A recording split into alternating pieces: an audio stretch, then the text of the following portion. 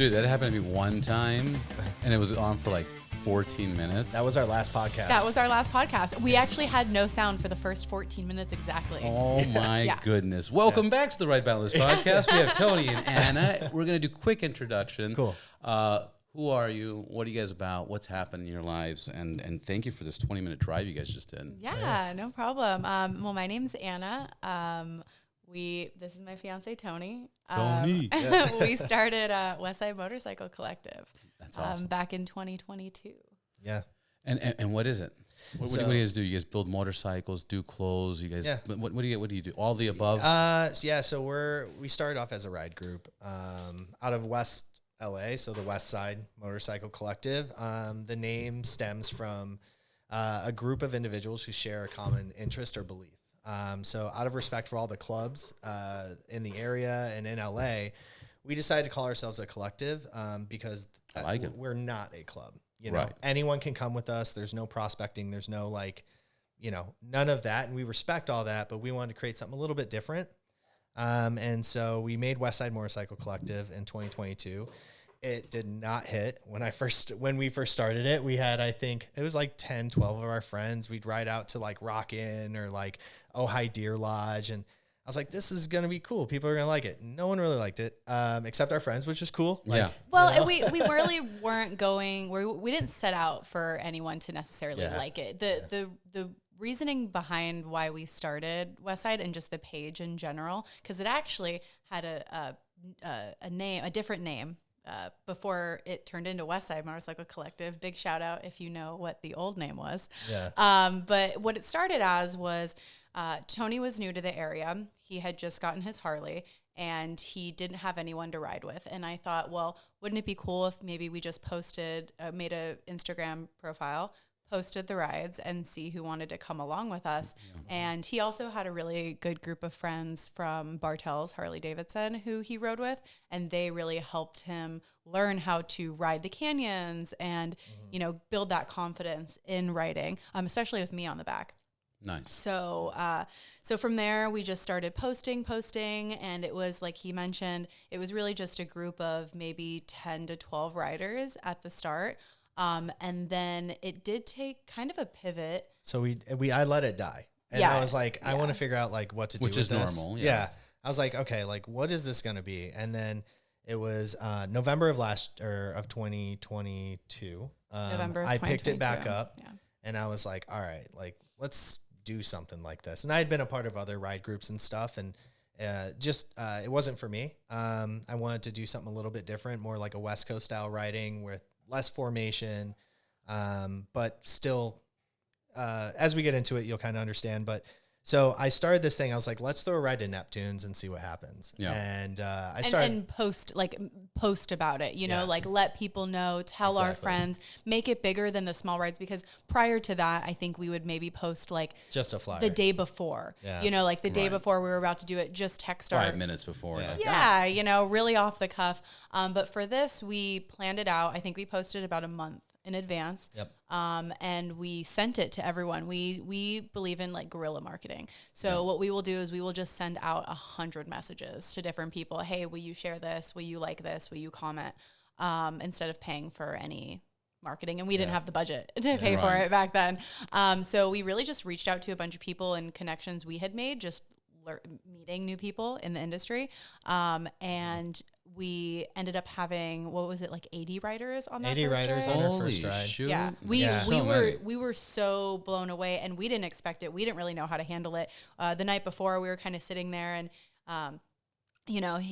Tony was like, well, I think we're going to have about maybe 50 people. And I was like, Which no. is still crazy. Which is crazy, She's like, right? No, we're having 20. And I was like, no, I think you were the one who was more conservative, and I was like, no, I think there's going to be more people to show up. Yeah, there's going to be a ton of people. I was like, it's going to be great. And it was way more than we had expected, but it was a great turnout for that first ride. And that really set the tone for what the page turned into and what the business ended up becoming after that. Well, so I come from like a sales and marketing background. I've been in sales since 2015. Before that, but professionally after college since 2015. And I just I thought of this as I noticed everyone was kind of doing the same thing. It was like, We're going to post a ride. We're going to ride somewhere. We're going to stay like this the whole time. Then when we get there, we're going to eat. We're going to talk about our bikes and then go home, which is cool. And I love that part of the motorcycle culture. And there's a place for that. But there was really no place for people who like don't like to ride like that. Right. And what that means is like when I would ride with my friends, we would lane split the whole time. And like it was really more about the destination than anything, well, than the ride. No, it was definitely about the ride, but it was about choosing how you got there. So like for me, when I started riding, go more aggressive. I wouldn't say that. So like the way it would work is like our main value is ride your ride. So what that means is you decide the safest way to get there for you. If that's riding in formation, do that. If you want to take off and lane share and do that, cool. And if you want to ride a wheelie, just do it. But we've got another value. Yeah, we'll meet you there, right? And give you your space. And so I do a PSA before every ride, which is like explaining these values. Ride your ride. That means riding the ride that's safest for you. If you're new to your bike, don't go to the front. Stay in the back. Find people who are like you. And if it is too aggressive, pull off, let people go by, and then get in. Split lanes. We let people know that we're going to be doing that. You don't have to do that, but that is something that we will do. If you're not comfortable with that, again, chill out, let people go by you. Right. And then respect other riders. And that's super important. I wish more rides would say that, because you'll be on a ride and someone will be right on you. And you're like, man, like this guy. Get off my ass. Come on, man. Or like you're taking a turn and then they don't go single file. Right. And it's like these little things that make a ride safe that with experienced riders, we automatically do it, right? Right. So I explained that before, and I let them know, like, hey, there's going to be guys doing wheelies. I'll get the videos, give them space. I'll send them to you after the ride. Right. But like, let people kind of do their thing. And it can come off as very dangerous when you see the videos. But that's the whole point. So the point, is the marketing. And, I'm the one who's on the back taking the videos. Tony never has his phone out while he's riding. He always has both hands on the bike. On the bike, yeah. He's never filming, not even on the handlebars, just on the bike. On the bike somewhere. On the tank. Yeah, I'm the one who's always filming, and on the engine guard. Yeah, right. While Willie. Yeah, right. I make sure to get those good shots that people love. But yeah, so what I found, and it was so interesting. I was so nervous when I did this. I was like, this could go one of two ways. Either we could have a whole bunch of people crash into each other. Yeah. And then I got to hang it up. Like, this is done. Or it goes the opposite, which is what I thought, which is if you give people the freedom to choose, they're going to choose safety 99% of the time. No, they will. Because on our rides, people, I've seen it. I don't have to tell them how to ride, and they're safe. They're giving each other space because I do that PSA. So they go in knowing. That's awesome, by the way. Let's be safe about this. Because it is a privilege to be able to lane share. It is a privilege to be able to do what we do on motorcycles in California. Yeah. And only 11 months out of the year. Yeah, it's terrible. That 1 month gets me, man. I get sad. We could only do half that month. But so since then, our first ride, I was like, okay, well, I'm in sales. I was like, how can I make this more fun? And I was like, so I started to bring in some vendors, sponsors. And we segued over into events. So first it was just rides, and then we would end at a destination and we would hang out, and then people would ask us, well, what are you guys doing after this? Like, what's next? And so we thought it would be cool if maybe we threw our own events. A lot of other people were doing it, and so we would find venues who allowed us to bring in vendors. And we would make agreements with them. We'd let them know how many people we were expecting, what crowd they were expecting. And then we kind of just went from there. Yeah, which is very interesting. So our page, although it only has around we're approaching 7,000 followers, our engagement is 25%. That's huge. It's insane. And it's because, and I didn't realize this, but people were looking for something like this. And it kind of has grown, or we've done 0 ads. It's grown organically this whole time. And it's because of the partnerships that we've created with the local vendors and also the local establishments. For example, Clutch in Venice, work with Oscar very closely. And the Hoagie. The Venice Hoagie. We really try to help out small business owners through this. And the impact we've had with them is amazing. I called Oscar. I was like, hey, we're going to do another bike night. He's like, Absolutely. Got a couple ideas. We're going to bring out food here. We're going to set up beer here. We're going to do this, this, and that. And it's kind of cool to see the collaboration go even further in our second year, right? Technically. Right. And the impact it can have on the community of like, I have people who've met their best friends on our rides now. And like, that's so beautiful.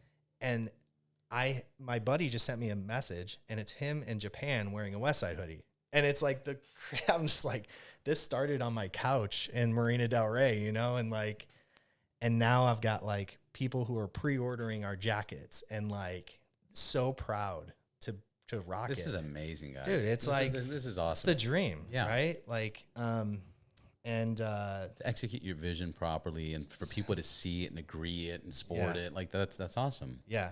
We were super lucky that everything kind of fell into place the right way. A silly question. Yeah. How much of it do you think, obviously it's many factors, but how much of it do you think was COVID kind of helping this for your guys' cause? So we didn't. Did COVID help you more or did it not? We caught the tail end of COVID. It was the very end of COVID. Yeah. We didn't start posting rides until that January of 2023 when we had our first ride to Neptune. So I feel like it's all recent. Yeah, it's very recent. We just celebrated our 1 year anniversary. And just to give you an idea, our first ride to Neptune's we had 80. At this last 1 year anniversary ride, which was insane, we had 300. We counted. 300 people at Randy's Donuts. So we start at Randy's Donuts. It's super inconvenient, but like what I did is I crowdsourced it. I was like, hey, if we're going to do rides, where should we start them? And someone put Randy's Donuts. It's iconic, West LA. It's in Inglewood. Like it's right off the 405. So we tried it and people loved it. And we did think about possibly switching it. And the feedback we got from that was very negative. Yeah. There's not even a bathroom there. Like, but people love it. But you know what? There's a bathroom right down the block. And it's people great found photo it. op. Yeah. It's really iconic LA. It's iconic. Yeah.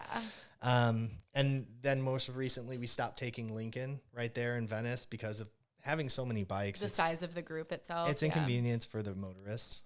How are you guys doing? Are you guys taking anybody to block up the lanes or anything? No, so we don't do any blocking. You don't worry. We don't tell anyone specifically, hey, you're going to block, you're going to do this. People will naturally do it, but we, just to protect ourselves, never tell anyone to block. We do have a team. Yeah, we have a team. So we took on a sponsorship from Luxon, who now has donated headsets to our whole team. So we're all in comms. It's kind of interesting. Awesome, huh? Well, we have people now. We have people now buying Luxon so they can hear what we're saying on rides, which is funny. But yeah, our last ride up to Neptune's was amazing because we're like, hey, slow down or speed up, or hey, caught a red light, and it's like the group doesn't know this is going on in the background, but the whole time we're all working, and we've got about 10 people. We have a tail, mid, floats, leads, and everyone knows the route. So yeah, we have our groups split up because we don't want them all in the front or all in the back. We want to make sure that the person in the front can communicate with the person in the middle, and then that person in the middle can communicate with the person in the back, and then the person in the back who may not be able to hear the people in the front, the person in the middle can relay that to the front. So quick question, because you guys got sponsored by, what's the company? Luxon. Yeah. SoCal. How do you like them? And how does that range work? Because I use something, and I don't want to talk about what I use, but like that thing doesn't go a mile, like not even close to it. That's where when I have the I don't know, mesh. They all have mesh, right? It's good. It could be better. I would love for there to be some more money in the tech in the motorcycle industry. I think that could be interesting. Yeah. But what we've done to get around it is our floats. So our floats are the communication between the front and the back. And by float, I mean, they could be a blocker, but they're really just making sure that everyone is kind of staying safe, communicating with everyone, and just kind of monitoring the group while the leads are there. And then we have our mids and our backs who are, so like the mid can communicate to the back and to the front, but the back can't hear me. And the floats float in and out of that mesh system. And we also did it before we had this mesh system. Right. So we kind of knew. Hand signals. Yeah, we use a lot of hand signals. We always say, hey, if you see a signal, throw it to the back so they can see it as well. Yeah. But you know, the mesh and the comms definitely help, but they're so cool. Well, we when need they it. work, yeah, they're so fucking it's amazing. cool. Yeah, we need it now because I've of ridden size. for so long, and when I started using that thing, the comm systems, I felt like a Star Wars character, because all you're looking is at helmets, you know, and you're like reading each other's thoughts. Like, I gotta go to the bathroom. So do I. Whoa, who said that? You know? Yeah, exactly. It's insane. It's wild, And it's more fun with your friends. Oh, 100%. And you can help people out. I mean, you can cop up front. I got to stop. I need gas. Yep. I've helped people where, we go through the canyons and I'm like, dude, you're on the wrong gear. Like you're leaning wrong. You're doing stuff and, shift down. Oh yeah, that's right. Woo, you know, like you can, it's fucking amazing. Yeah. You know, or somebody with shitty tires, get out of fucking line, bro. Go home. Well, I can see cables or whatever, That's the comms too. So we communicate with each other if we see an unsafe rider. Yeah. Right. And then we'll handle that Right. and make sure like, hey, slow down or like whatever. Cause it is on us. Like, although it's ride your ride, like there's a level to that we have to maintain, which is like, again, it's respect other riders. When you're riding unsafe to the point where like you're endangering other people, that's not respect. Right. And so there's a fine line with that. But what we found is like people love it. They love the freedom. They were looking for something like this. And like, we still have people who ride in formation. Formation, there's a place for that too. I went up Mulholland. I'm not going to go crazy, with a group. I'm going to stay like this and make it safe. Right. So, I think, the value our group brings is, it's a place for the people who don't feel like they fit in with other groups. I've tried to ride with other groups before I started this, and I always felt like an outsider, and that wasn't true for every group, but like, you go and everyone's kind of like, there was just something that didn't mesh, and there was just, the vibe was off, or, there was just always something. And so we were just like, why don't we just start it ourselves? Like, why don't we just do it the way we want to do it and see if anyone likes it? And a lot of people did. Yeah. Yeah. And then we started doing bike nights, which is even more fun because then you don't really have to do a ride, but people show up and it's kind of like a family reunion is how it feels. It's like, how often you get once a month? So we do it once a quarter. Once a quarter. Yep. Yeah. It's a lot of work. Yeah. Yes. It's a lot of work, but it's also like, we try to stay away from the drinking and riding. Like, I think there's a whole culture that's negative with motorcycles around drinking. And we try to like avoid that as much as possible because of like, we attract performance guys. Well, you have a cammed out 131 and you have enough beers, you're going to get whiskey throttle, and that's dangerous. And we try to make sure that we promote them. Like, we'll end our bike nights early for that reason. Or we never really go past 10. Or we'll do like a day event 9. that's 11 to 4, I wonder, this is my random fucking mind. No, you're good. I wonder if you have, for example, you have man A, and you give him, a 96 cubic inch motor. He drinks 4 beers. Yeah. I wonder how that would affect him on that 96 inch motor versus a 113 or, 127. Like, does the danger increase also with the CC and performance of the bike? It's the rider. It's your personality. And how comfortable you are on that bike. But let's say you can handle 5 beers, no problem, right? Yeah. But do you not feel like a different bike that even has more performance, you might let go a little bit more because it's a little bit more? Oh, yeah. Oh, yeah. Well, I think if you're building a bike like that, you want that. You want that. Yeah. So you're a higher risk. You want to challenge that back wheel and see if it's going to stick, know? And, I that's a tough thing for us to, we've tried to entertain like mocktail providers. It's hard to get them in because a lot of them challenge the bar, right? And the places we go, the bar wants that money. So, that's been a challenge, but outside of that, I mean, it's not only that, wherever we go, we always make sure there's food as well. Yeah. And a lot of businesses have done really good on the food aspect of it when we come in. We've had a lot of businesses thank us because they were like, this is our slow time on a Saturday or a Sunday afternoon, and our bar and food and kitchen has made, $5,000 off of it because everyone sits down and eats. regardless of if they're drinking or not, they're eating. We know they're eating. You go to places with good food. Yeah, that's true. Like, we always make sure the food's really I like good. to eat, that's my thing. Drinking's cool, but like food is so much better. And like, especially on the West Side, like you've got some great food over there. I'm a taco connoisseur, I like to say. I like all of them. Tacos are great. Oh, dude. You give me a $2 street taco or a $15 taco, I'm going to eat them all and be happy the whole time, So, but yeah, so after our 1 year, we did some reflection and we just did a ride up to Chopper Fest. That was our first time vending at Chopper Fest. Nice. How did it go? It was like, I had a moment. So I really look up to the guys from Thrashin' because just the brand they've built and who they are in the community I really respect them. For that, like, and plus they built an all carbon ST, which is like amazing. Of course. And it was the first, so I went to their Neptune's Net, Taco Tuesday, a while back, and I like shook their hand. I was like, "Hey, I'm Tony." And I've been bugging them on Instagram for a while, like, "Hey, come out," I invite them.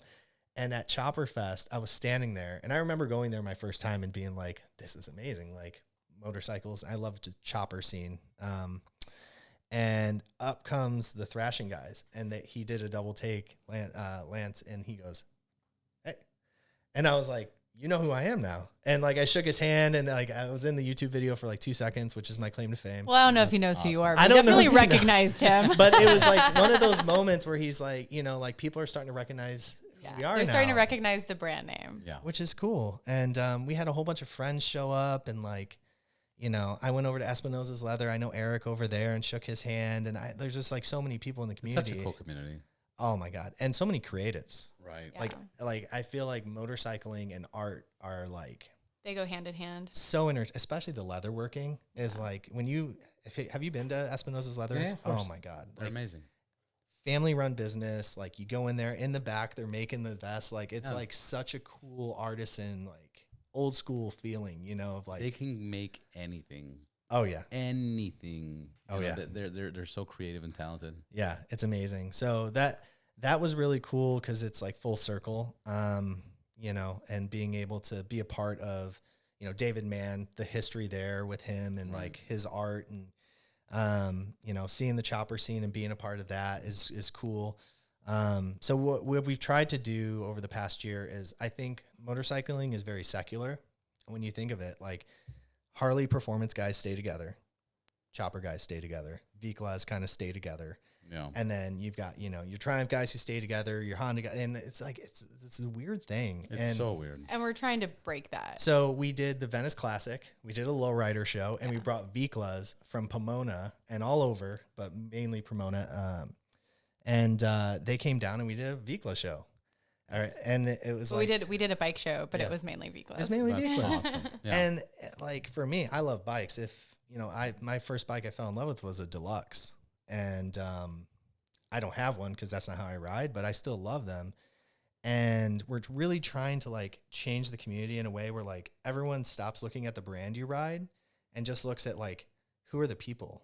And like I think if we start looking at that, we will have more fun, and be less about like, ooh. But it's so funny because it's. I appreciate that, and it seems like you guys are accomplishing that. But it's trying, but it's hard. It's so hard. It's so hard because somebody rolls up with like, a Sportster. You're like, awesome. Yeah. Awesome. But when you're in your bagger, you're like, because look, I have a live wire. I get it. I have a live wire. Those are fast. Bro, they're super fast. But you know how many people talk shit? Oh, yeah. Like they just talk shit. I have the streak light, I love the streak lights. Nobody talks shit about the streak light. Yeah. The BMW, when I had it, the GS, people, they kind of respect it. They didn't talk shit about it. But depending what I was riding, I was being treated so different. Isn't it weird? It's so fucking weird. So weird. And then on my behalf, it's stupid. I would have clothing and gear for each bike. I was like, I can't wear this jacket with this bike. How funny. It's so stupid, but the stigma attached to it. But the stigma attached to it. And, like I have some buddies, they have Indians, and it's like, I don't care. Like, fucking ride your Indian, But then, like, when we're in the chat, I'm like, dude, your fucking Indian sucks. And your streak light sucks. Yeah. Like, it's hard. Yeah, it is hard. It is hard.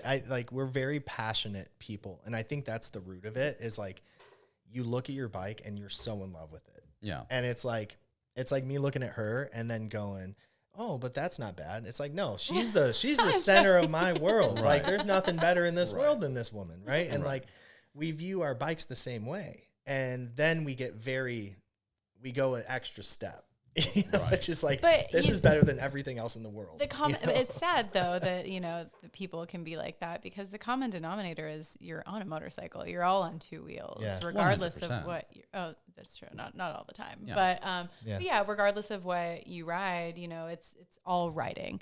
And so that was the goal with Westside, is like, how do we bring people together from these different motorcycle cultures to be okay with each other? And on our 1 year ride, we had a huge mix. Every type of bike you could imagine was there. We had Sportsters, we had street bikes, we had Triumphs, we had BMWs. Like, everyone really showed up for that ride, and they loved the community aspect of it, because you could find another bike that looked like yours there. And it started off as being Harley predominant, but it's really evolved since then. Yeah. That's another thing that I do like about, like, for example, the bike shed. The bike shed was one of those first places that I was like, oh, look, people that you kind of can get along, drink a beer with, and everybody has a different bike. It's not a problem. It shouldn't be an issue. Yeah. It's just, 20 something years, I've always caught on to, like, that's really hard. Also, shout out Dutch over there. He's doing a lot. It's very hard to do what he's doing, and like a lot of respect. Plus, the food is like really good. The food is phenomenal. What's your favorite thing? I like the pork belly breakfast sandwich that they delicious. do. Oh my God. Like the egg omelet one. Yeah, that one's delicious. Yours? I like the burrito. The breakfast burrito? I'm sorry. I like the breakfast burrito, but my favorite is, I think it's like the California omelet with goat cheese. That's pretty good too. Yeah. I go to the bone marrow burger. Oh God. Or the blue, what is it? The blue and white, or it's like black and blue. Black and blue. Yeah. Burger. So good. Yeah. And their prices are pretty great, but they're killing it. They're doing such a great thing. And that's a hard operation. Where I give them the credit, everybody gives them credit. It shows the establishment. But like, if you live in LA long enough, LA crowd is hard to deal with. Oh, yes. And they're killing it. Yeah. So I wish them a lot of success. Yeah, absolutely. We're supporting them as much as we can. Our crowd is a bit wild, and they do burnouts and stuff, and we just don't want to burn up their spot. So we just show up there, show them love, eat their food, and go to their events. And and Dutch has been really welcoming of us, which is really good. That's awesome. So, quick curveball. What are you guys riding? I ride a FXBB, 2020. Nice. Yep. And, slowly building it out. But yeah. And then I put RWDs on the back so I can ride two up more comfortable with her. Yeah. Nice. Put suspension in the front. So it's really built out to ride two up, but still be a slim bike that you can slick through traffic, Right. So, I love it. I love a street bob, you know? So. Are you guys going to get into, and I apologize if you're really doing this, but are you guys going to start doing parts and accessories, or start offering that? I've explored derby covers and stuff. And my thing is there is an industry for it, but there's so many people who do it so good. Like we were talking about Lucky Dave's, like I have so much respect for him. Yeah. Like his product is so good. I watched my buddy go down twice on his bike, and those things stayed. And it's like, could I build something that would compete with that? Maybe, but do I want to? Like, I don't know. Like, I'm kind of happy in my lane and doing my events and my clothing, but there could be a day where like I'll make a derby cover or something, or I think what's more realistic for us would be partnering with someone and just branding it with our brand logo. Yeah. That's kind of what I meant. Yeah. Versus CNCing it. Yeah, exactly. Don't reinvent the wheel. That's what I'm saying. No, because I see a lot of people that are building brands like yours, and then they go into a distributor that already has contracts with like Lucky Days or Lindell or whatever the case is, Corbin, et cetera. And then you could personalize it. You could have your logo stitched on the Saddleman seat. And then, hey, look, I changed the pattern. I put carbon fiber, and there's my logo. So because if you have a good following, like that's the move. Who knows? Yeah. Circle back next year. We might have some really cool branded merch. I'm actually getting a custom vest right now from Eric Espinoza. He just sent me the mock-up of the monogram inside and stuff, and I'm going to post it. And if people are interested, maybe there could be an opportunity. Right. So, we'll see where it goes. yeah, that's kind of how the shirts started. That's exactly how the shirts started. I bought a design because, you know, it was cool. And I was like, hey, would anyone buy this? So we did a run of like, I think it was like 50 hoodies. Yeah, 50 hoodies. And I was like, let's see if people buy them. And they were like as cheap as I can make them. You know, I was selling them for $40. Right. And we sold out our first run. Our first event. At Rolling Sands. Yeah, we sold out. And the beach one? No. So we did Moto Beach last year. No, we did our own event at Rolling Sands with the Iron Goddess last March. Yeah, a year ago last weekend. Yeah, actually. And from there I was like, well, you know, I'm in sales. I was like, we should take this money and do it again and again and again and again. And now it's like, you know, we don't make a lot off of this, but what we do make, it pays for us to go to like Moto Beach and pay the vendor fees. It pays the vendor fees. Chopper Fest. It pays for more merch and new merch. It pays for designs. But we're not, I mean, I wouldn't consider Westside profitable. Yeah, it covers gas and things like that in order to facilitate It Westside. pays for itself. It pays for itself. Exactly. Yeah. And that was the goal. That's good. Yeah. A $2 taco every now and then goes a long way for me. That's so, you know. That's right. Yeah. Stay away from the $15 taco. I know, man. I know.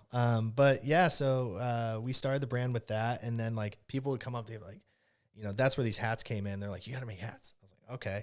So I priced those out and I was like, kind of expensive, but I was like, let's try it. Made 15 of them.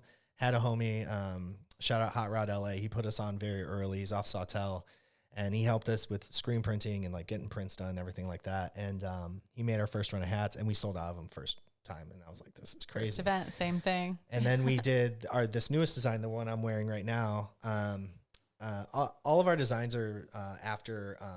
I'm really big into death metal. I was in a death metal band for a long time. We toured, Nice. and so all of our designs are like hardcore death metal theme. So this is like Hatebreed.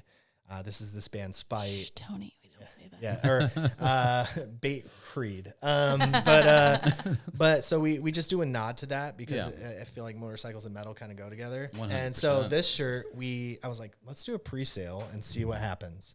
We've never done a pre-sale before. Yeah. So this is our first time pre-saling something. And we're really just like, we didn't know how good the design was going to do. It was super off the cuff. I think we came up with it in a matter of days. Yeah. We decided we wanted to run with it once we got the finished mock-up back.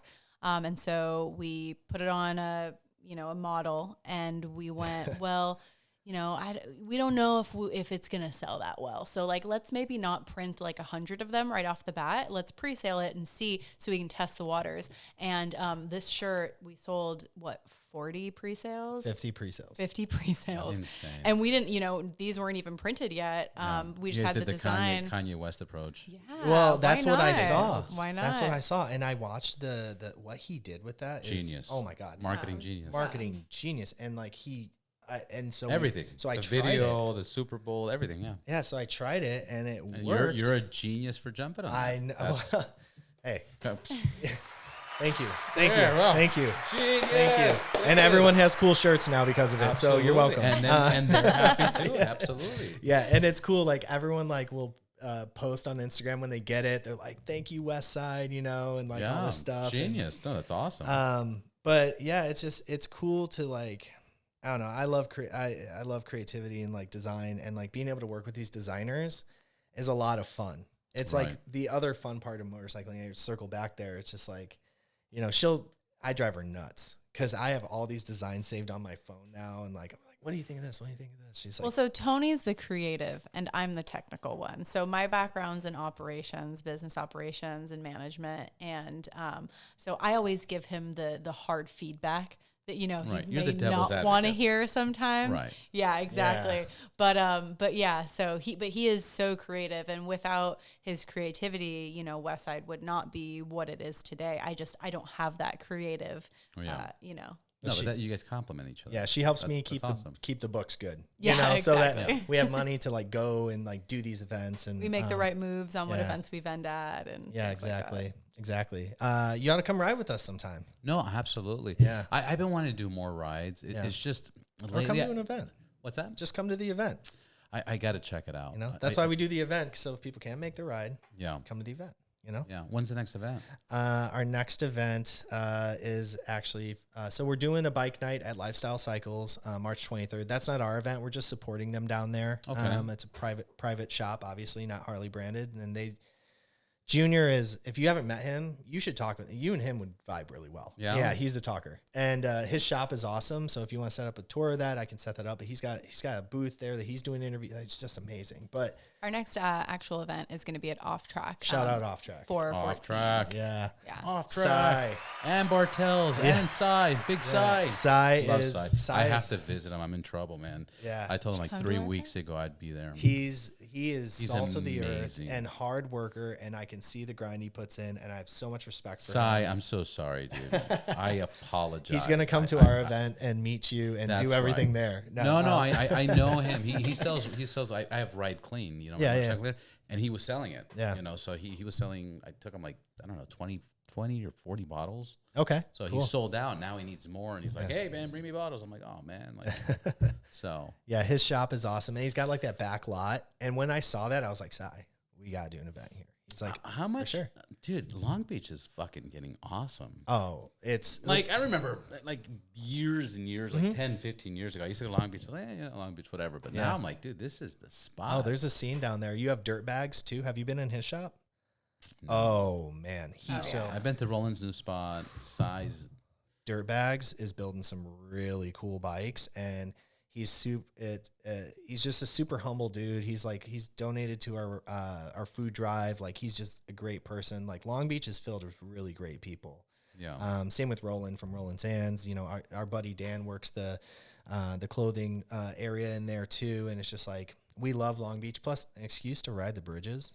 I know. I'm in. Legend. You know what I'm saying? I have 2 shots that are just so legendary, and they're on that bridge. And then I took a legendary shot on the 6th Street Bridge that I was like, dude, this is so fucking 6th Street is pretty epic. Epic. But the ones in Long Beach are insane. Well, the last time I did a ride across there, we're going, and this guy on a street bike, I think it was a Yamaha, rides a wheelie across the whole thing. Like, fucking legend. Insane. I don't do that at all. I'll do a burnout every now and then, but like stopped, and, but Long Beach is beautiful. You ride through that downtown area, and it's like, it's so cool. It's a spot, and there's so many places, great food. Oh God. So many places to go. So many events. What is it? Ballast Point's down there, right? Yeah. We love it down there. Yeah, it's beautiful down Get there. a Duffy boat, go out, do the whole thing. Dude, it's the spot. Yeah. It's a scene. Yeah. And so we're trying to expose people to that too, because it's kind of weird. LA, people stay where they're at, and I get that because of traffic. Well, the traffic, dude. It's traffic. Yeah. But I got to do my dad joke. You know why it's called the 405, right? Why? Because you're on it for 4 or 5 hours. Yes. You go 4 or 5 miles per hour. I always tell him how much I hate being on the 405 when I'm on the 405. Yeah. No, it's insane. I was telling somebody yesterday about this. LA's the only place that you tell people how long you're going to be there in time and not in distance. Yeah. Because anywhere else is like, hey, where's your house? Oh, 5 miles away. Yeah. 3 miles away. 4. Nobody says miles here. Everybody's like, hey, I'll be there in an hour. Like, hey, can you come earlier? Well, I can be 45 minutes versus, an hour and a half. And we're not even talking distance. Yeah. It's so crazy. Well, so when we plan rides and you have 100 bikes, you have to think about that. Like, so we've now changed. That's why I don't do it. So we've changed routes. Like, to get on PCH, we used to take Manchester to Lincoln and then get on over there by Mel's Diner in Santa Monica, which was cool when you had 30 bikes. Right, but then it just became unrealistic. So now we take the 405 to Sunset, and you drop down Sunset, the backside, and then you hit PCH which right is there. a beautiful ride. And it's a perfect ride. Not a lot of traffic, a nice lane you can split in. It's great. So we've had to kind of adjust. Like, we're doing Angeles Crest test ride this Saturday. And like, even then, now we've added like stops, like meetup points, where if people don't want to come all the way to Randy's and ride out, Mia's at this gas station. Or if you don't want to do the crest at all, you want to ride back with us, Mia's at this gas station. So we've now done that to like still do the ride your ride thing. because we don't want to force people to like do things they don't. And it's also based off location, right? So Yeah. we have a lot of people who come down from Hollywood or even from the Valley, and they may not want to ride all the way to Randy's Donuts. So now we have stops, so they can come and join us at a certain point, and then we can all go to the destination together. Exactly, and it's made it more comfortable too, because it splits the group up. Yeah. So now we're not bombing with 200 bikes on the 405 for your example. It's only 100. And then when we get out of the heavy west side area and we're into like some more open road, now we got... We'll hit PCH with 200 or 300 bikes. That's so wild. Oh, man. It's really... You know, I was riding on the way to Neptune's, and I had a moment I've been trying to have these moments for myself thing this year where you stop and you like just look. Because I feel like we're so busy, you don't take that moment. You know, like even right now, like sitting across from each other, like if you just take a moment and just realize like how awesome this is. Yeah. You know, and so I'm riding and I look in my rearview mirror and it's just like bikes. And I remember... As far as you can see. And I was just like, they're here because this is awesome. And we're all choosing to be here on our Saturday, free time. No one's making us be here. And these people are here because it's cool. And I was like, I just took that moment to be like, wow, like that feels really good. Like all the work, they don't see the work either. Like, no, well, I mean, it's been some people probably do. Yeah. Some, but like, even if you've been around a long time, you know, there's a lot of work. Oh my God. Like you look at a successful ride, that thing took 6 months. Oh yeah. It took 6 months, and it took like 5 or 6 different rides. And it took like a bunch of posts and Instagram and you know, organization. Like the other guys, Beachside Moto. Oh yeah. Their operation's insane. Oh yeah. You know, but they're even crazier because they try to do it so by the. They're like the most wildest group that is the most organized. You know, where you're kind of like, hey, everybody, ride your ride. You know, don't fuck with it. Don't. And that's don't mess it up. Don't mess it up for anybody. Yeah. Don't get in anybody's way. And, we have a good thing. I'm a big fan of that. Yeah. Like ride however the fuck you want to ride, but don't fuck around with somebody's riding them. Yeah, exactly.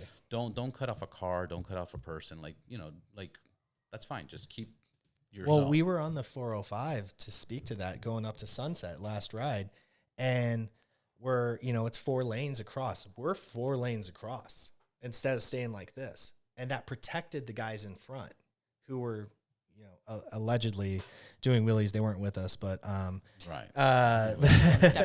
but I looked and I was like, wow, this is really not what you know, it's what you can prove. It was very mature writing, which is like, you know, there were space gaps and people were watching and looking and making sure that everyone was safe the whole time. And it was really kind of like when you're riding with a high level rider, you know, and I was like, these guys are getting high level. Cause I remember when we first started, people were like, oh man, what is this? Well, and it's cute. You know, we've had some people come to our rides who have started riding with Beachside, and then they go, yeah, you know, I really wanted to graduate to the point where I got to go on a Westside ride. Right. And I was like, okay, like that feels cool, which makes sense. You know, their rides are very organized. Yeah. Very organized. They're really good for beginners, yes. you know? So we've had a couple of people. Also, shout out Franco's that dude shit. Grinds, and he is everywhere. Rockets. He's everywhere. Like I was at Chopper Fest, and he's like, "Oh hey," and I'm like, "When do you sleep?" I walked in here one day, and he was in my I'm like, "What are you doing in the studio, bro?" He's like, "Oh, I was editing." No, I'm kidding. And his whole crew is just they're super great people, and what they're doing for the community is awesome, and we have a ton of love and respect for them. And they're outstanding. Yeah. It's awesome. Same with Forrest. You know, when I started riding with Forrest Miller. Yeah, he's crazy as fuck. I'm kidding. He is, you know, his Forrest. A lot of love, Forrest. But USA, best attorney in the game. Yep, and he rides his bike, and I'll say this as night.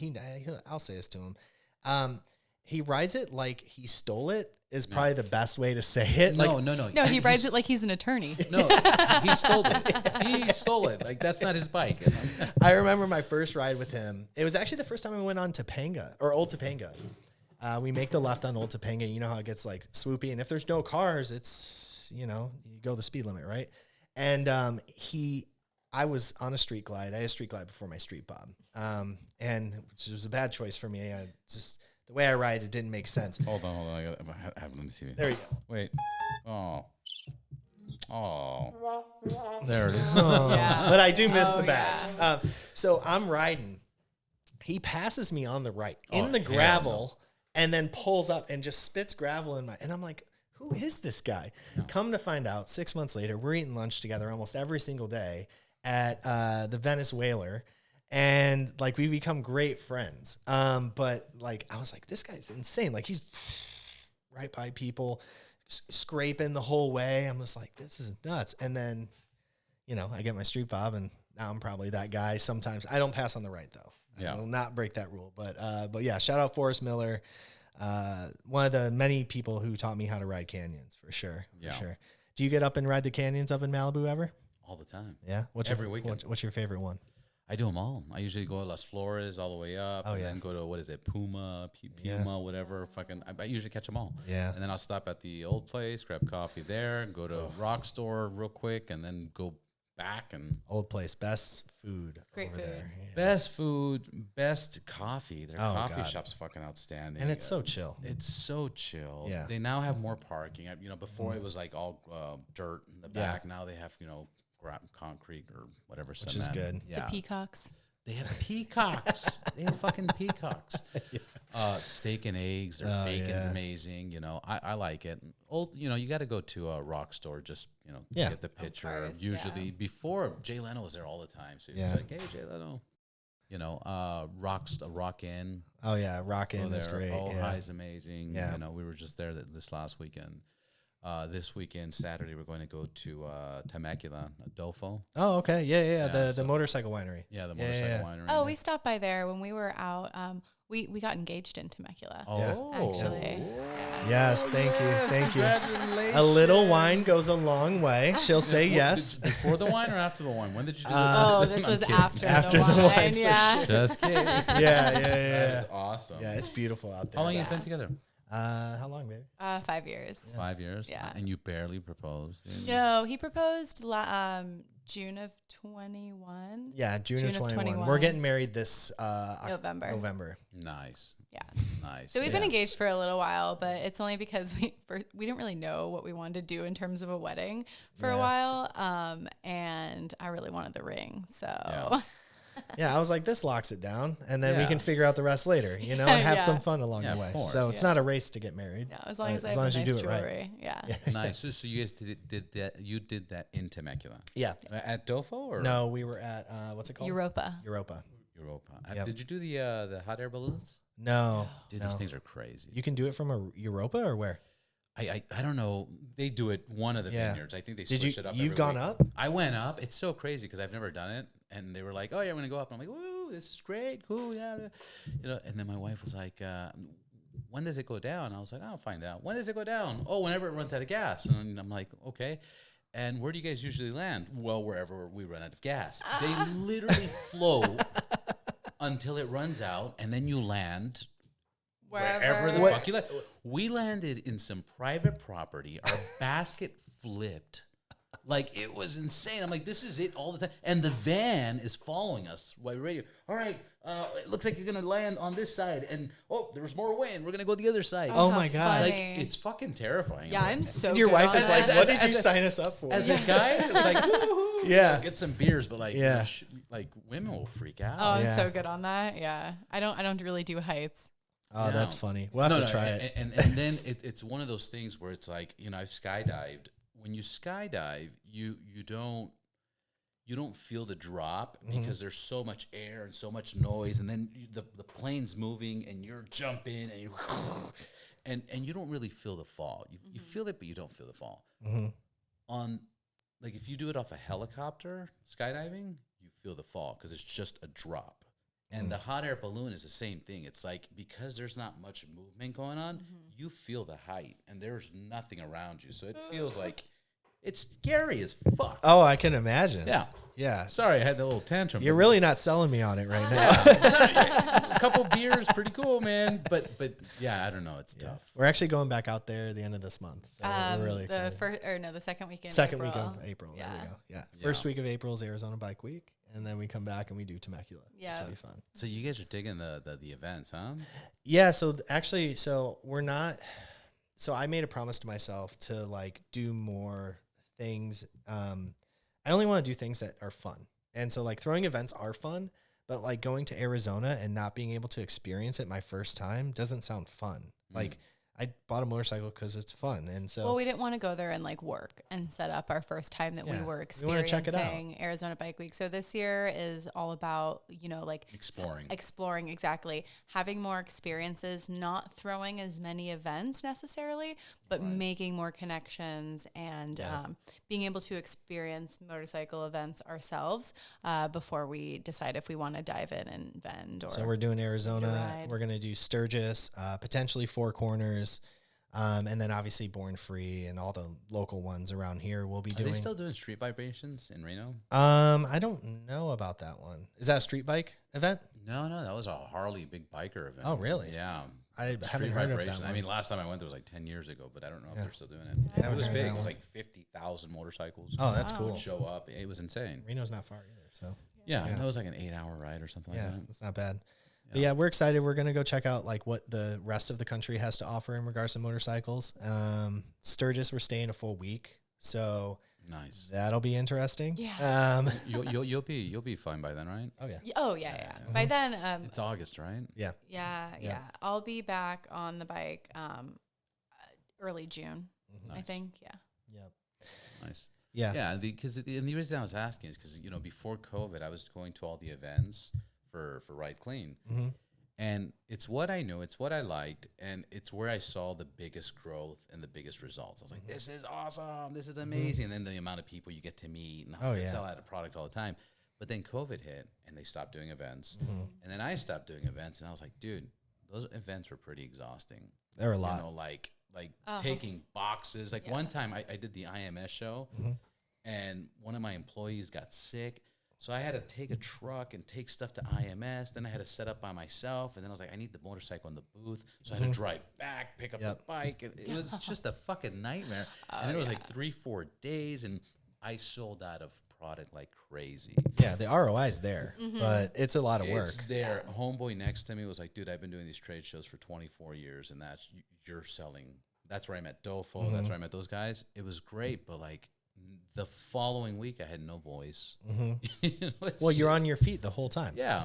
Whole time. You have a chair. It's just there for show, though. Oh, dude, I was not. Yeah, exactly. Yeah, that's me. At Chopperfest, we'll typically trailer my bike because I've got 2 10x10s in the back of my truck right now and a table. We could set up a booth right here. Like I'm all, but like, I'll trailer my bike and, I know it's kind of whatever, but like, and I'll have my team lead those type of rides in for the big festivals. But yeah, on those days, me and her in the booth. I stay behind the booth. He's out in front socializing and greeting people when they walk up to the booth, pulling people in. That's what it's about. And then I am doing most of the our sales. focus for these bigger events, even though we may not be vending at all of them, is like, so that's why I do like my PSAs and I have myself in the video. So if you've never been to Born Free, it can be intimidating because you're like, this might be a, one of these events, like I'm a biker, I've been in the biker scene forever. It is a biker. And right? Exactly. Right? But if you know Tony when you get there and you know where Tony's going to be, then at least you know someone who's going to greet you and be friendly to you. Right. And for a lot of people, that's all they need to go to a really cool event. And Born Free is not that. Born Free is so much more than, what I just described. It's so cool. It is. It's intricate. There's many things to do. The Ives brothers stunting. You can just go under a tree and just take a nap. And just hang out, music. Do you usually camp out or? So we just did Saturday last year. The year before we've only ever Sunday. done one day at a time, but I think it's year, hot out there. Yeah, I think this year though we are gonna stay in the area and do both days. Yeah, so we're gonna be staying in San Juan Capistrano. That's hard. Yeah, that's more power to you. Yeah, we're bike people. Yeah, we just this is in my opinion, Born Free is our Sturgis in SoCal. It is the big event, and like we really have a lot of love for that scene, and it's just like it's like a, I don't know how to explain it. It's like everyone's there, everyone, and you get to meet so many cool people, and the builds. I mean, you get to meet new people, and you get to catch up with people like Hot Dog, West Coast Shoppers. Oh yeah. I knew him. I haven't seen him for almost 15 years, and I saw him last year. I was like, dude. Isn't it weird? It's wild. Yeah. You just catch up with everybody. Yeah. Well, and it's just like, it brings everyone together in a really good way. Like there's music, there's food, and then if you get wild, you can go to Cook's Corner afterwards. Right. Yeah, it is the SoCal motorcycle rally, the spot to be. Yeah, so it has become that. You're right. So we're doing 2 days. We'll see how that goes. Yeah. I think for her it'll make a lot of sense because she likes to go down and then sleep and then come home versus doing the back and forth. But last year we did it. We had around 150 bikes with us that we brought. I anticipate us doubling that this year. Yeah, I think we'll be riding out there with about the same amount that came to our 1 year anniversary. So around 300. Yeah, because we're coordinating a ride with Lowside coming up from Oceanside, and they're going to meet us at this spot. There's a gas station in Orange County that everyone kind of meets at. And then we'll all ride in together. So, that's fucking exciting. It's exciting. The only bad part is, when you get there and you're like just sitting there waiting to get in, and the bike's hot, and you're like, oh man, But outside of that, it's so cool because everyone's there. All your friends are there. You got to get a grass pass. Yeah. You have to have a grass pass. Yeah. You can't go there without it. Yeah. Well, our first year, we went with one. Well, that was your first. And we parked in the dirt. My bike was just covered and and I saw everyone riding in under the big banner. I was like, I want to ride under the big banner. You're like, Yeah, I think everybody's first year is on the dirt. Yeah. But then you're like, dude, this is terrible. Yeah, exactly. Find a tree, park under it if you can. If you're lucky enough to get a spot next to a tree. Yeah, exactly. But yeah, so we've got that. And then we've already scheduled so we do a food drive every year at the end of the year. We Beautiful. So last year we did it at Bartell's. We raised 1,000 pounds of food. A little over 1,000 pounds of food. Yeah, for the LA Regional Food Bank. Wow. Yeah, so we try to benefit, benefit the Westside by doing that. Try to give back as much as we can. And of all the events I think I've done, that one felt the best. Yeah, definitely the most rewarding. And it was just, I think the biker community, I wish someone would just scream from the rooftops. Like, we need Biden to be like, hey guys, this is how much the motorcyclists have donated. Someone needs to say it, because if you look you're doing it right now. Yeah, I am. Look right there. That's why I'm here to tell you. But motorcyclists are making a huge vote impact. for. I'm kidding. Yeah, right. But or someone needs to say it, because if you look at all the toy drives, all the food drives, everything that happens in that 2-month period, the impact on the community is so big. And it was really cool. We had people who didn't even go on the ride there, who just showed up to donate food, and then they left. Yeah. Even people who didn't even ride motorcycles, we had show up and donate food. So people that didn't even had time made their way to And even if it was just a couple cans, people still came out and supported the cause, because, we timed it specifically to be right before Thanksgiving, where, there are a lot of families in need who may not be able to provide and have that big Thanksgiving that they want. But, with the little help that we're doing, we hope that we can, make that possible for some families who are in need. That's amazing. Yeah, it was really cool to see. And then, I was there when the truck came and picked it up, and the guy goes, man, that's a lot of food. And I was like, that's the goal. I needed to hear that. He came in a pickup truck. He's like, nobody ever does that. I've seen that. I've seen that. The expectation was so low, but you're right. It was a motorcycle event, and when they came, they're like, "Whoa, that's a lot of stuff." Well, it was funny. People show up to the meet. We did a ride before it too, which I don't know if we'll do that again this year, just because people had cans of stuff in their bags and a backpack, and they're riding canyons with it. They're like, where do I put all this? I'm like, when we get there. When we get there. Yeah. So maybe next year the meetup spot is the end spot, so they can drop off cans and then. Yeah, I think so. I think that would make a little bit more sense, just so you're not having to ride around with the cans. So, hey, you live and you learn. Yeah. Yeah, it was pretty cool. And then we made a Costco trip afterwards, and so we did a huge raffle of Espinosa Leather donated, Memphis Shades, Factory 47. We had some really cool prizes, and we took all that money and went to Costco, and you'd be surprised how much rice you can buy. Yeah, so we bridged the gap. So from donations, I think we had around 870 pounds of food. And then what we did was we took the raffle proceeds, took it to Costco, and bought a bunch of, big bags of rice and cans of tuna, things that they were asking for specifically. We put that on our flyer, of course, but we went and just bridged the gap with specific items that they were looking for and they need. Exactly. Yeah. Yeah, when the pandemic hit, and they were like, "Oh, it's the end of the world," and you know, vaccine and zombies and blah blah. First thing I went was whey protein, Oh yeah. rice, and pasta. Yeah. Yep. I was like, just in case. You'll It'll be last. And beef jerky. You're gonna be the most swole zombie. Yeah. Like Like, but what else do you need? Because it's a meal replacement. It is. Yeah. So it's good, healthy carbs. You got some fats in the way, and then you're good. That's what I'm talking about. I'm into that. Yeah. Yeah. What a crazy time. You know, COVID almost doesn't. I don't know about you guys, but like I was thinking about it today. I was like, I don't really remember it. Oh God, I remember. You know, like it happened, but my brain has kind of like gone. That didn't happen. You know, like life just. It's like it's not. Did that not happen? It's Right. did that really happen? Yeah, that's what I mean. Is just like I was like, I don't. Really, It was unreal. Yeah. Right. Like. Yeah. It was Like I remember it, but it's just unreal. Like it's how our brains kind of coped with that. It's just like, oh, just let's forget that bad time. Yeah. Like legit. I'm like, you know, if somebody's like, "Hey, remember that ride?" and I'm like, "Is it, you know, BC? You know, before?" Yeah, right. That's a benchmark Because right? it's our new BC. Yeah, you I know, know. what is it? BC, AC. Yeah, yeah. After COVID, before COVID. Oh, Because God. dude, life was like complete different. It's to add to what you're saying. I do remember it. Yeah. But I feel like before COVID, it was a whole nother life. It was Way different. Another Way world. different, It was yeah. another life. People weren't as sensitive.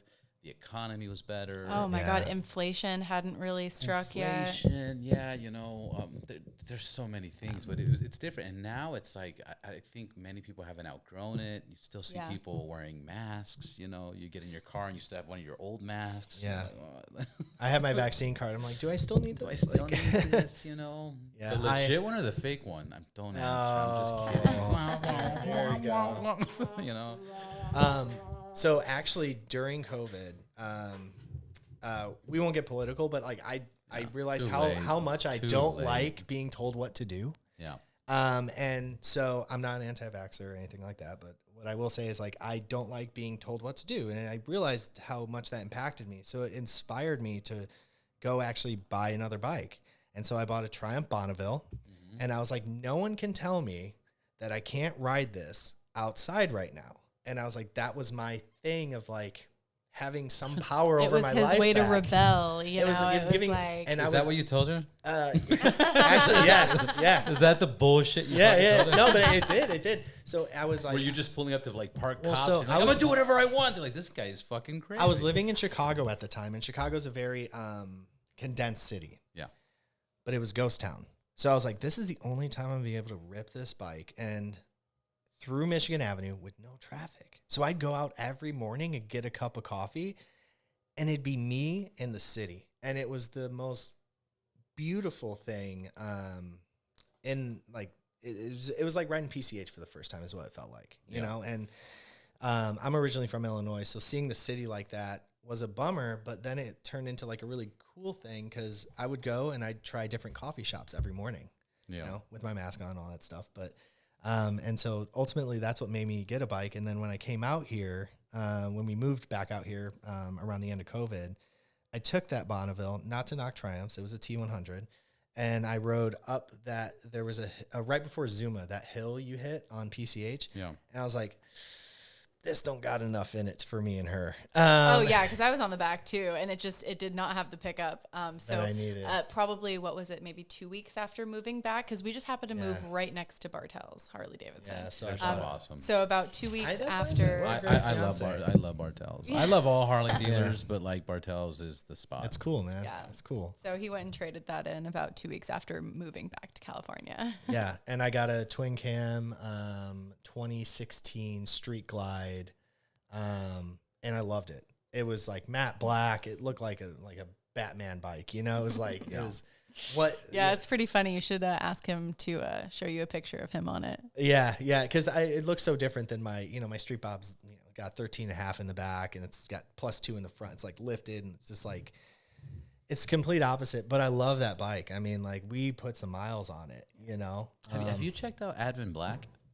So we're actually working with them on a project, and going to be up there doing a podcast with them in a couple weeks. Yeah, they're awesome, dude. They're killing it. Oh, amazing people, super supportive of the industry. They were just down in Daytona for like the whole thing. Yeah. Are you going to have them on? Yeah. My boy went over there and we did a quick video, and then I'm supposed to have Alan come on. Yeah, Alan's great. So we did a small interview with them at Chopper Fest. And then we've been kind of talking back and forth on how we can do a collaboration together. And so so we have a crew of 10. One of our riders has a really beautiful red bike that we're going to be, not to ruin it, but we're going to be doing some cool stuff to it. Yeah. And then we're going to do a release of it. And then they're going to be doing some cool stuff at our events. And so they're amazing. Yeah. The reason I thought about them is because I was thinking about, did you see that new ST fairing they created for the Road King? Oh, yeah. That thing looked gnarly. So they had one. Where did I see it? I think they might have had one at Chopper Fest, if I believe. Oh, really? I could be wrong. That was the first time. Well, I didn't know about them until like, maybe 2 months ago or something like that. Yeah. So, and then I went to their shop and I was like, holy shit, like this is legit. And I was like, let me see if this is really legit. Do you have a warehouse? And holy shit, they have a warehouse. Oh, yeah. Yeah, we're excited to work with them, and they're legit. Yeah. Like, dude. Yeah. Yeah, they're very, like, not knocking other vendors, but in our industry, it's very small. And to have someone that tight and, like, be able to, like, coordinate things the way that they're doing it, you can tell someone really smart and business-minded is behind it. Right. Because his operation's so tight. So, yeah, I love what they're doing. They put out some really cool stuff. They did we work with an motorcycle detailer, Anthony's Auto Spa, and they did his bike, and it looks. Oh, Anthony, yeah. Have you met him? Yeah. Oh. The taller gentleman, right? Oh, God. Yeah. Everyone knows Anthony. Yeah, everybody. No, he's doing a great job. He's supposed to be on the podcast. Yeah. I asked him a simple question. He's like, dude, let's talk. I was like, yeah, cool. What do you want to talk about? And he didn't respond. I was like, he's busy. Respond to me, bro. You've got me on here. He'll respond now. Yeah. Like, he's going to be like, oh, I want to go. Respond, man. I know where you work. But Anthony is Mr. Social Network. He reminds me a lot of Franco in that regard. Like, he's everywhere, too. Yeah. And but they did he calls it the Spa Glide. Yes, the Spa Glide. Nice. Yeah, Spa Glide. So he got it like a custom seat from Saddleman, which, you talked about that earlier with the embroidery. And then he's got like the Advent black bags and the fairing. And it's pretty sick. You should tell him to bring it up here so you can see it. Yeah, I'll definitely want to check amazing. it out. I think I've seen a post of it. Yeah. I think you're right. I think, I didn't. Because he did an interview with Advent Black when he picked up his bike. Yep. Yeah. That's right. Yeah.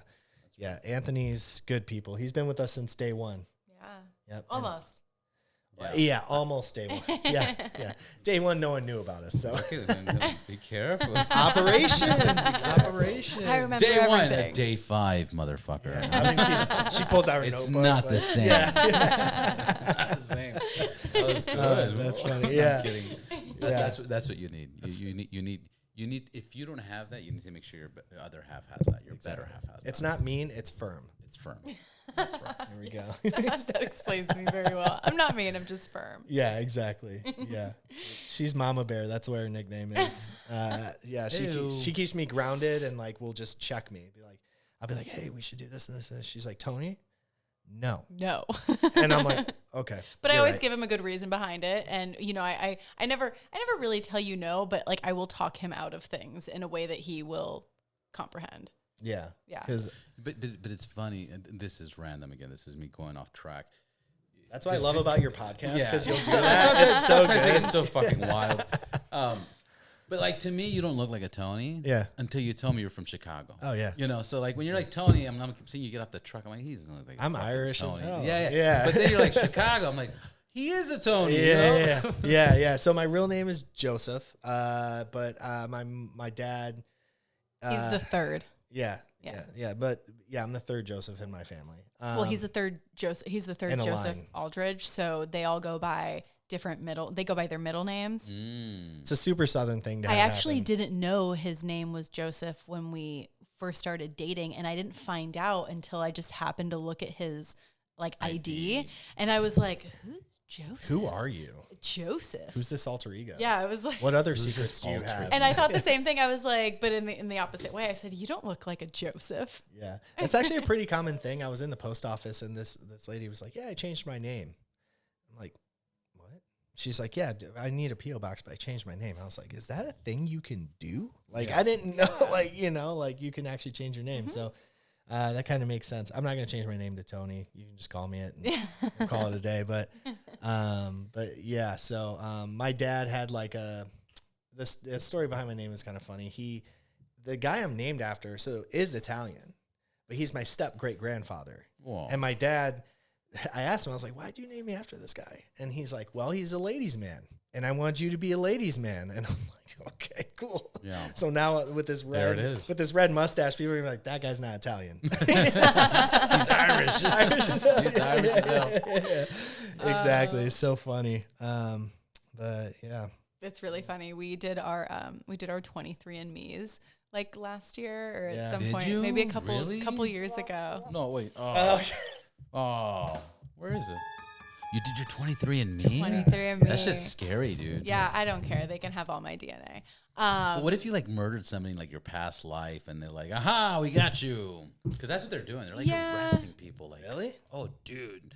There's so many like cases that they arrest somebody or they interrogate somebody because they had the same DNA of like somebody else from 50 years ago. Like, it's insane. Oh my God. Oh, that's actually kind of interesting. It's super interesting. But then you're like, well, what else can they do with it later in the future, you know? Well, make sure you don't commit any crimes. I'll be your alibi, Anna. Yeah, exactly.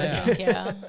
Same here. But yeah, so we did our. That was her idea, huh? We did our 23. Of course, right? it was my idea. Caught, bro. She's like, I didn't even know your first name. Let's check the rest of you out. All right, like, I want to do it, but I'm like, I don't know. Let's make sure we're not related. Yeah.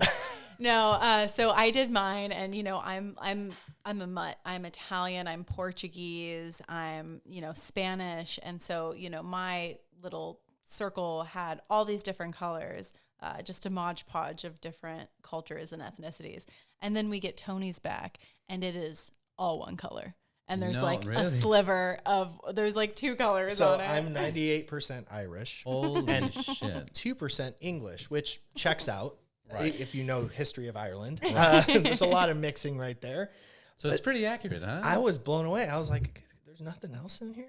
Like, and I'm proud to be Irish. And also this is our month. So, you're lucky, because I'm here. That's right. Look under. There might be a pot of gold somewhere. Who knows? Under the carpet. Holy moly. Yeah. But there it is. It's a bag. It's a bag of gold. What? Okay, we'll split it up. But yeah, she's like, "Are you serious right now?" I'm like, "Yeah. You're lucky." That's insane. Yeah. I do want to do it because I'm so fucking curious. I'm like, I wonder what am I mixed with? If I'm mixed with, I've got to be mixed with something. They do it with dogs too. Oh yeah, they do it with dogs. They do doggy DNA. We're gonna get our one. We're gonna get it for our one dog. We have a purebred dachshund, and so we know what he is. But we got this rescue. His name's Ozzy. He's special. And we don't really know what he is. Like, we know he has like rat terrier, and I think border terrier, but he's just he's special. He's special. Yeah. So we want to see. We want to know, like, what is this guy that lives with us? Yeah. So I get where you're coming from, getting me done first. And then we'll do the dog. Yeah, we'll do the dogs. I got to check out all the men in my life. At least she started with you and not the dog. I know. She could have eased in that way, but she just went straight for it. Yeah. Like, here's your Christmas present. Tell me everything. Tell me everything. We're also going to do a background check, so. Sherry probably did that, dude. Sherry probably did that. Oh, yeah. But isn't that a trip? Imagine you're trying to get your 23andMe and you're like, oh, I wonder, I'm probably like, half Mexican and like, half Chinese and then like you're under arrest. I know. Well, I've heard a lot of like family secrets have also come out because of it. Brothers that they didn't know they had, or their parents were actually not their parents, and crazy stuff like that. That's also happened with 23andMe. I did. I was recording a podcast for somebody else, and they had an interesting guest, and they said they were getting hired. It started with one client, obviously, but they were like, "Look, we want to hire you. It's a man in a dying bed. They're gonna, they're in a hospice or something. They want to hire you. They're gonna tell you a family secret that they want you to reveal at the funeral." And he was like, "What?" And it's secrets that people like kept their whole life, But now that they're dead, they want to rest in peace. Oh, and then, like deathbed admissions. Deathbed. Oh my God, I read those on BuzzFeed every now and then. This guy started making he starts charging like anywhere from $5,000 to $10,000 because he'll have people hire him and they'll be like, hey, during my funeral, I don't want my brother to show up. So if my brother shows up, you got to tell him to leave. You know, like he does this stuff, and some of the stories now they're making a Netflix show about it. But yeah, of course they are. Yeah. Of course, yeah. Yeah, like I believe it. Of course, Netflix. I'd watch that. Yeah, like, same. It's insane, Yeah. right? I was like, where do you sign up for that job? God. 10 grand? Sign me up. Yeah. If anyone's Get outta hiring, here, man. if anyone's hiring, I will bounce your brother out and tell your secrets at your funeral. Okay, like done. Like, Done. Yeah, that's just wild, dude. watch, I get hit up. Hey, so I You know heard you it run a here. motorcycle group, but I saw this You tell my podcast. brother. Yeah. I think we covered a lot. We're at an hour 14 minutes. Wow. Wow, Good stuff. went by fast. Yeah, Yeah. it's great. You guys want to put your Instagram handle? Oh, yeah. Your Yeah. website. Yeah. So Westside _motorcycle _ collective On Instagram, and then westsidemoto.com. for our Great.com. yes .com is our website. If you want merch, you want jackets, hoodies, we got all that stuff. We'll be coming out with beanies and other cool stuff this year. Our Instagram is where we update all of our rides. And if you just like cool videos of motorcycles, we do that too. So also, we are the ones answering on Instagram. We don't have some like third-party Costa Rica thing going on. So we got you if you want to just ask questions, or if you're going to, I had a buddy, he just bought a Street Bob. He's like, hey, you got the hookup on like some exhaust and stuff. I'm like, hey, like I know, go to this shop, tell them you're with Westside, see if they can help you out. So we try to work with small business owners to help out our riders too. So if you're interested and you're trying to, don't hit me up for free stuff. That's not how that works. But but I will put in a good word into a local shop for you to help you out if you need it. So, and then also if you need a tow, we work with Shark Squad motorcycle attorneys. They will tow anybody who's involved in a motorcycle accident. Rob from Shark Squad's been super helpful. So if someone's looking for an attorney, save their number, hit us up. We'll help you guys out. All that good stuff. That's fucking awesome. Yeah, man. That's awesome. Trying to keep it safe. Yeah, absolutely. Yeah. Any other last shout outs? Yeah, Thank I think yous. that's it. Yeah. Thank yous. Thank you to our group. So we have a very good group of close friends who've become our team. So shout out to everyone who's on our team who comes to our biweekly meetings that we do. Just shout out to everyone who's come on our rides and who has supported and made Westside what it is today. Yeah. We wouldn't be here without you, and we're just continuing to grow and make it bigger and better. And Factory 47, Espinosa leather. Espinosa's leather. Sorry. Memphis Shades, Progressive, Suspension, Burley brand, Performance Machine. We did some like stuff with Simpson Helmets with Hey, It's Cody. Shout out to her YouTube channel, which is the Iron Pony Show. The Iron Pony Show, yeah. So if you haven't seen the Iron Pony Show, it's a little funny. Iron Ponies. Yep. And then our crew. Shout out to the local Westside, Clutch. No gang signs. No gang signs. You're on camera. That was this. Okay, just peace making signs. sure, just making sure. Peace signs. No gay signs. Gang signs, Tony. I'm far from a gangbanger. Come. But yeah, shout out to everyone who supports us, comes out, does our rides. Like, this is a lot of fun, and we couldn't do it without you guys for showing up and like showing us love. And also all the guys who do the cool wheelies and stuff. We appreciate you guys too, keeping it alive and fun. And shout out to C-Spot. C-Spot. Yeah. Thank you guys. Have you been to C-Spot? No, I haven't. I have You not should go been. to C-Spot. Yeah. It's in Commerce. It's a little. I'll explain after we're off the air. Guys, congratulations on all your success. Thank Hell you. yeah, man! Thank you for having us. Thank you for having dude. us. Anytime. Yeah, you're rad. Anytime. I'm happy you guys made it out. Oh yeah, thank you. Cool.